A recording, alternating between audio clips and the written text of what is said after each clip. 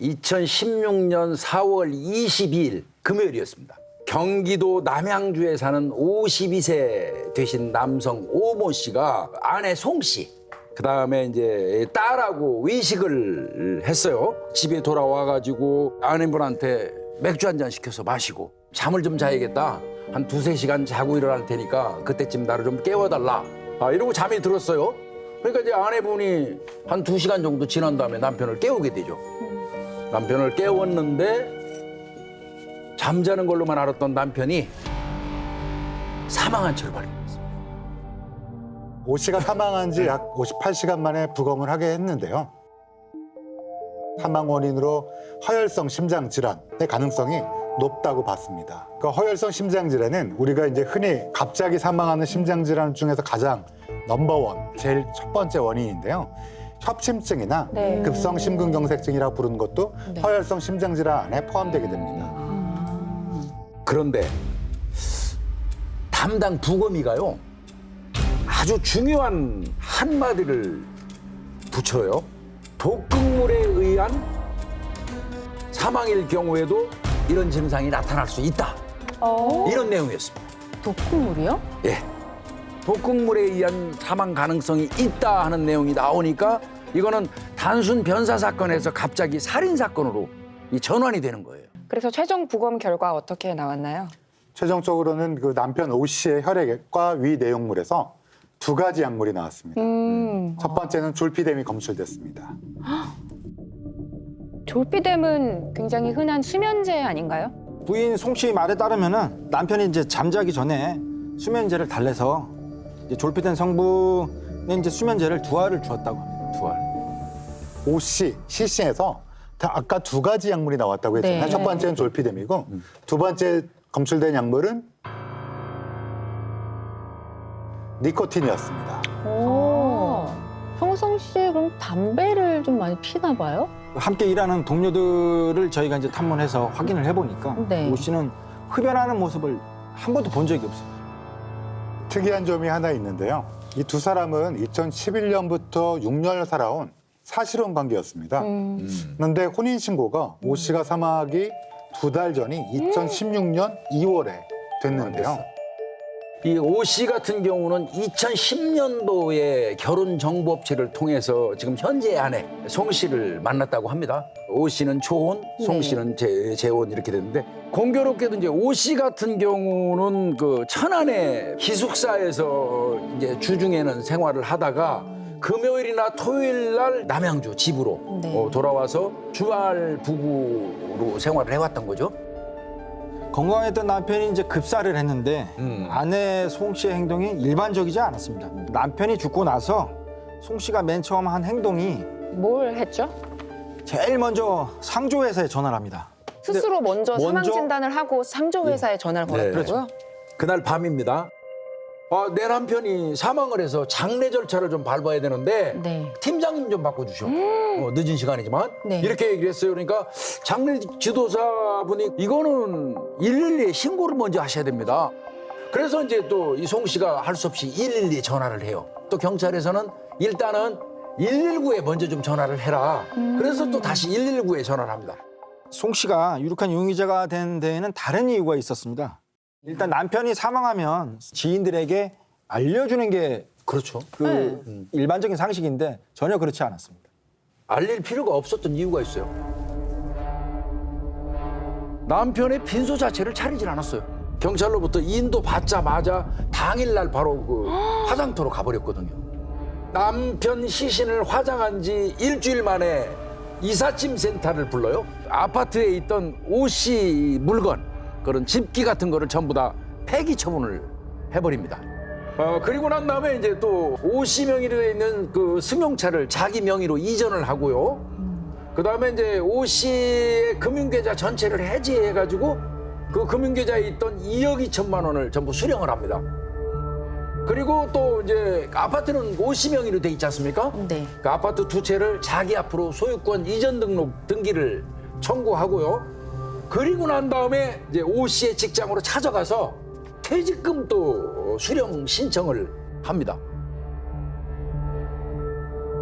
송 씨는 오 씨가 생전에 가입했던 그 보험사를 돌아다니면서 보험 해지 환급금 약 2천만 원 정도를 이제 받는데요. 한 보험회사에서 이제 사망 보험금 5,700만 원을 이제 받으려다가 경찰 수사가 이제 진행되니까 지급 보류가 됩니다. 지급 보류. 그래서 지급받지 못했고요. 그리고부터 6일 뒤에 오 씨 소유한 아파트를 이제 매각하게 됩니다. 와. 와, 이게 남편 시신을 화장하고 그렇죠. 한 2주일 만에 이게 그렇습니다. 다 일어난 일이라는 거죠? 남편의 사망으로 인해서 아내 송 씨가 얻게 된 경제적 이익이 얼마나 되는 건가요? 일단 뭐 지금까지 따져보면 현금으로 6억 한 3천만 원 정도 됩니다. 송 씨에 대한 수사 어떻게 됐나요?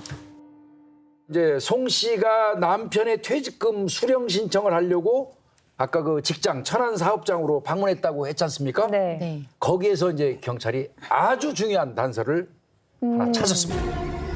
이날 이제 송 씨가 운전을 하고 왔었는데 차 조수석에 웬 남자가 있었습니다. 송 씨가 보험회사에 갈 때도 이 남자가 나타나고 또 송 씨의 일상생활에도 이 남자가 항상 나타납니다. 반전인데 반전? 저 의문의 남자는 황모 씨입니다.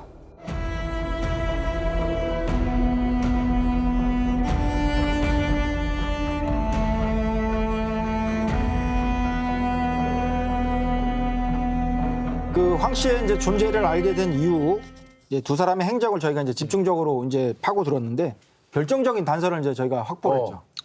단서요? 오 씨가 사망하기 10일 전 이제 황 씨가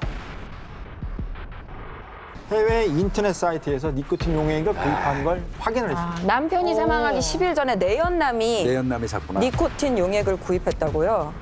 내연남 황 씨가 구매한 거는 순도 99% 퓨어 니코틴이라고 부르는 니코틴 원액인데요. 10ml짜리 2병을 샀다고 합니다. 거기에다가 원래 니코틴은 굉장히 위험한 독극물이에요. 네. 이걸 다룰 때는 장갑, 마스크, 뭐 필요한 도구, 주사기 이런 것들이 필요한데 이런 보호장구 또 이런 장비를 같이 샀다고 합니다.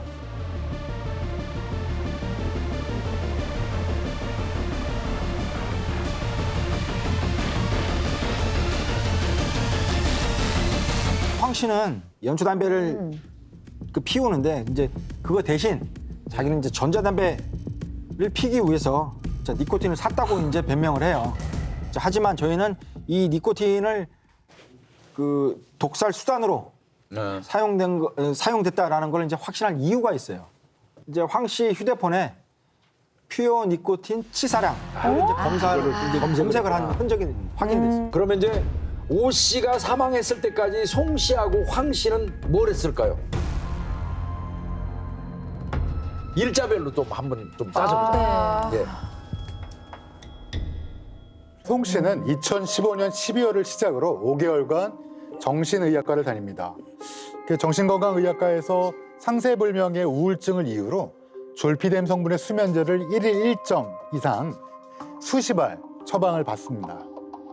송 씨가 졸피뎀을 처방받기 시작한 동시에 내연남 황 씨는 살인 기술에 대해서 알아보기 시작했습니다.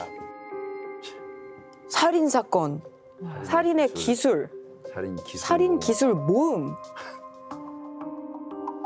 되게 다양하게 입력을 해봤네요. 그리고 아내 송 씨가 오 씨의 재산을 어떻게 상속받을지 소유권 이전할 방법을 또 찾은 걸로 보입니다. 그리고 문제의 혼인신고서 황 씨와 함께 혼인신고서를 이제 작성합니다. 아, 내연남과 함께 혼인신고서를 작성했네요. 이때 천안에서 근무 중인 이제 오 씨에게 전화해서 한자 이름이랑 자, 주민등록증 사진 좀 보내줘. 그래서 자기들이 이제 직접 작성을 한 거죠. 다음은 황 씨가 자, 휴대폰으로 검색한 내용입니다. 땡땡 상조. 아, 상조 나오네. 이게 오 씨가 사망했을 때 자, 송 씨가 전화했던 그 상조회사 이름입니다. 그럼 황 씨가 먼저 검색을 해서 송 씨한테 알려준 거네요. 그렇죠. 네, 실제로 송 씨가 남편이 사망한 것을 이제 발견하고 황 씨에게 상조회사에 대해서 이제 물어봤습니다. 그리고 내연남 황 씨는 미리 이제 검색했던 상조회사 전화번호로 팀장 이름을 이제 보내줬어요. 그러니까 팀장 바꾸라 그랬구나. 그래, 아까 그거죠. 전화해서. 그리고 범행에 사용할 니코틴이 등장합니다. 특정 브랜드의 니코틴 원액 구매 방법을 검색하였고요. 해외 사이트에서 구매한 뒤에 송 씨의 집으로 배송을 받았습니다. 그리고 치사량까지 검색을 해봤네요. 네, 맞습니다. 이후엔 그 치사량 검색을 하고요. 자주 연락을 주고받던 두 사람이 4월 19일 이날을 마지막으로 몇 시간 통화를 하지 않습니다. 아마도 검색이 될 거라고 생각한 것 같습니다. 그런 것 같아요. 나중에 통화 기록을 찾아볼 테니까. 그리고 3일 후에 남편 오 씨는 뭐 잘 아시다시피 니코틴 중독으로 사망했습니다. 심지어 송 씨는 이제 남편 재산을 이제 상속받은 돈 중 이제 일부 1억 500만 원을 내연남 황 씨에게 바로 줍니다. 큰 돈인데? 그리고 이제 일주일 뒤 8월 12일 날 황 씨하고 송 씨가 필리핀에서 만난 기록이 또 있어요. 필리핀으로 도피하려고 했던 건가요? 황 씨 같은 경우는 내가 새로운 사업을 구상하려고 필리핀에 갔었다 이렇게 얘기했고, 송 씨 같은 거는 난 그 전혀 모르고 필리핀 여행 갔다가 우연히 황 씨를 만났어요. 이렇게 뭐 납득하기 어렵지만 필리핀에 갔다가 두 사람이 어떤 형태로 귀국하는지를 또 형사들이 따져보잖아요. 이 봤더니 만나고 나서 이틀 뒤에 송 씨가 먼저 귀국을 해요. 그리고 17일에 다시 출국을 하려고 필리핀으로 3일 이렇게 만에. 준비를 하고 있었어요. 네. 그런데 그 전날 수사당국에서 출국 금지를 시켜버리죠. 그 바람에 출국 못하고 이제 경찰 조사를 받게 되는 그런 지경이 처한 거죠. 그 송 씨한테서 이제 전화를 받아가지고 송 씨가 저한테 막 따져 묻습니다. 뭘 따져요? 왜 나를 출국 금지 시켜놨냐? 내가 무엇을 잘못했길래 출국 금지를 시켜놨냐? 그러면서 저한테 당신 가만 안 둬. 막 이렇게. 말이 되게 센가 보네. 형사님 얼굴 보고도 그 말을. 얼굴 아직 못 본 거죠? 아직 전화상으로만 본 거죠. 전화상으로. 직접 대면에서는 이제 그렇게 말할 수는 없겠죠. 이제. 무서워. 그러면은 일단 국내에는 잡아뒀으니 어떻게 집으로 찾아가나요? 당신은 어딨냐? 그러니까 집에 있다는 겁니다. 당신 알려주네요. 거기서 기다려. 내가 갈 테니까. 오라는 거예요, 집으로. 잘 됐다, 속으로. 잘 됐다, 꼼짝 말고 기다려라. 범죄 현장으로 오라 그런 거네요. 네네. 자, 집에 갔는데 송 씨가 상당히 당황을 해요. 저희가 당신 체포영장으로 살인 피의자로 당신 체포영장으로 체포한다. 송 씨가 가지고 있던 휴대폰을 제가 먼저 압수를 하거든요, 항상. 그렇지. 혹시 연락할까 봐. 압수를 딱 하니까 전화 한 통만 사용한다는 거예요. 줬죠. 어떤 반응이 나오나. 이제 황 씨에게 문자를 보내는 게 확인이 돼요. 경찰이 그래도 그걸 허락해줘요? 보자마자 저희가 이제 어떤 답이 나오는 거를 확인을 해야 되니까 옆에서 보고 있다가 다 본 걸 보고 이제 저희가 낚아챘죠. 다시 압수를 했습니다. 뭐라고 보냈어요, 황 씨에게? 와. 아니 지금 저 첫 번째 메시지가 너무 당황스럽네요.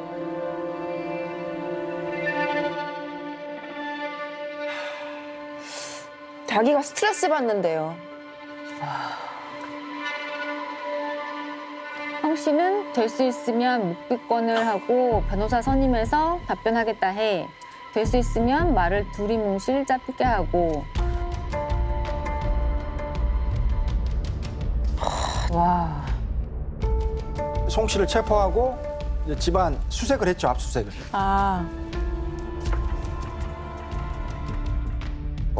이게 이게 하나 뭐예요? 잔뜩 나와. 여기 보시다시피 저 중국 돈은 저희가 판단으로는 해외 도피 자금으로 판단이 됐었고요. 아, 위안화가 나왔구나. 그다음에 요 가운데 있던 요 반지 두 개는 결혼 반지. 옷이 반지까지 이제 마지막까지 챙기려고 그런 거야. 황 씨는 이제 다음 날인 18일에 한국에 이제 입국을 해서 체포영장으로 저희가 이제 검거를 했습니다. 그런데 이제 조사 중에 황 씨가 아주 우스운 이야기를 이제 합니다. 네. 오 씨가 사망해서 10억이 넘는 재산이 송 씨가 남겼잖아요. 네. 그래서 황 씨는 송 씨를 좀 의심을 하게 되죠.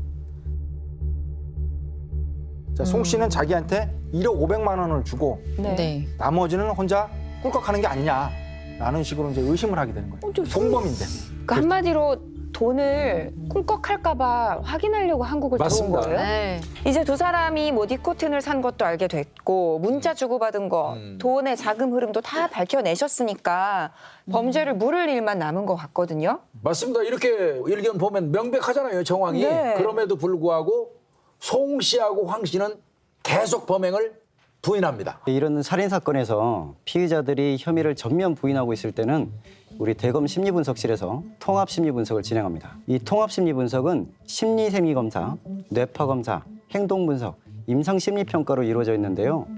우선 이 송 씨와 황 씨에 대해서 심리 생리 검사부터 진행을 했습니다. 일명 거짓말 탐지 검사로 알려져 있죠. 피해자가 먹은 니코틴은 당신이 구매한 것입니까? 아니요. 본건 혼인신고는 피해자의 동의 없이 한 것입니까? 아니요. 동의를 받고 했다는 뜻이네요. 그렇죠. 실제로 황 씨와 송 씨는 사망한 오 씨가 혼인 신고를 이제 직접 작성했고 오 씨 동의 하에 이루어졌다고 이제 주장했거든요. 근데 이 질문에서 이제 거짓 반응이 나오고 오 씨 몰래 혼인 신고한 것이 맞다면 철저하게 이게 계획 범죄인 거죠. 네, 다음은 아내 송 씨에게 했던 질문입니다. 사건 당일 당신은 피해자에게 니코틴을 먹인 사실이 있습니까? 아니요. 본건 혼인신고는 피해자의 동의 없이 한 것입니까? 아니요. 결과가 어떻게 나왔죠? 네, 두 사람 모두 1, 2차 검사에서 아주 강한 생리적 반응이 나왔습니다. 생리적 반응이라면 둘 다 거짓말이라는 거죠? 네, 맞습니다. 내가 원래 연초를 피다가 전자담배로 갈아타려고 니코틴을 구입했다라고 하는 황 씨의 진술도 거짓이었고 또 니코틴을 투약한 사실이 없다고 했던 아내 송 씨의 진술도 거짓이었네요. 두 사람이 피해자와 합의하에 혼인신고를 작성했다는 말도 모두 거짓이고요. 네, 그렇습니다. 경찰은 끈질긴 수사를 한 끝에 송 씨하고 황 씨를 살인과 사기죄 등으로 구속영장을 청구했고 구속을 했죠. 그리고 이제 검찰도 역시 이 송 씨와 황 씨를 오 씨 살해범으로 보고 추가 증거를 확보해가지고 무기징역을 구형을 했습니다. 그런데 여전히 피고인들은 혐의를 부인하고 있었습니다. 그러면 지금 이 남편한테 어떻게 먹인 거죠? 주사침이 없으니까요. 입으로 들어간 게 분명한데 니코틴 원액이 75배를 희석해도 굉장히 자극적이고 굉장히 입에 직접적으로 먹을 수 없을 정도로 쓴맛을 가지고 있는데 독성 농도에 이 졸피뎀과 함께 나왔다는 걸 보면 졸피뎀에 의해서 의식불명의 상태일 때 니코틴 원액이 투여된 게 아닌가라고 추정해 볼 수 있는 거죠. 아무리 그 졸피뎀 복용으로 몽롱한 상태라고 하더라도 누군가가 이렇게 독한 니코틴을 오 씨에게 강제로 복용하게 했다면 그래도 구토를 한 흔적이나 아니면 입안이나 식도, 위 점막에 화상이 있어야 되지 않느냐 생각해 볼 수 있거든요. 피해자, 우리 남편 오 씨도 사실은 구토의 흔적이 없었다라는 게 중요했는데요. 사실 구토 증상이 일어나는 거는 흡수된 니코틴이 중추신경계에 작용하면서 구토를 발생시키는 건데요. 니코틴을 과량 투여하게 되면, 즉 한 병 내지 두 병을 투여하게 되면 구토가 나오기 전에 심장을 먼저 영향을 끼치기 때문에 구토가 없이 사망하게 되는 것이 관찰됩니다. 그러면 남편 오 씨도 너무 많은 양의 니코틴이 들어가서 구토 없이 빠르게 사망을 했다고 봐야겠네요. 그렇죠. 이 결과로 니코틴 원액이 구토 현상 때문에 독살 도구가 될 수 없다는 통념이 바뀌게 되었습니다. 사실 그 치사량 그리고 혈중에 나오는 사망자의 농도는 워낙 다양합니다. 왜냐하면 사람마다 대사가 좀 다르고요. 또 여성이냐 남성이냐에 따라 다르기도 하고 그렇기 때문에 굉장히 범위가 넓다라고 생각하시면 돼요. 실제로 외국 사례에서 보면 0.8 mg per 리터. 앞서 그 남편 오 씨는 1.95인데 네. 이것보다 훨씬 적은 농도에서도 사망한 예가 많이 보고되어 있습니다. 사망 후에 니코틴이란 건 떨어지게 되는데 농도가 사망 직후 그 사망할 때 농도는 어느 정도 되느냐 이거를 좀 추정해 봤더니 그 농도는 7.58 mg per 리터로 추정해 볼 수 있습니다. 그렇다면 이거는 굉장히 높은 네. 사망할 수 있는 치사량 농도인 거예요. 종합해 보자면 이 7.58도 치사 농도고요. 그렇죠. 실제로 부검한 후에 58시간 이후에 부검한 농도도 사실은 1.95도 사망할 수 있는 농도예요. 네. 그 농도를 응용했을 때는 구토 없이 심장에 직접적으로 작용하면서 사망할 수 있다. 근데 그 농도가 사망 직후의 재분포 때문에 낮아진 거다. 이렇게 여러 가지로 설명할 수 있는 근거가 됩니다. 결국에는 니코틴을 피해자 모르게 먹여서 살해할 수 있음이 증명이 됐어요. 재판 결과 어떻게 나왔나요? 피고인 측이 끝까지 무죄로 주장을 했지만 1심, 2심 모두 송 씨와 황 씨에게 무기징역이 선고되었습니다. 이게 이제 직접 증거가 없는 사건이니만큼 재판부도요. 유죄로 본인들이 판단한 이유를 1시간 이상 설명을 아주 이례적인 경우에 설명을 했고요. 그런데도 이제 피고인 측 쪽에서는 2심 판결에 불복한다면서 대법원에 상고했고요. 그렇지만 대법원에서도 그 상고는 전부 기각했습니다. 확정된 거죠.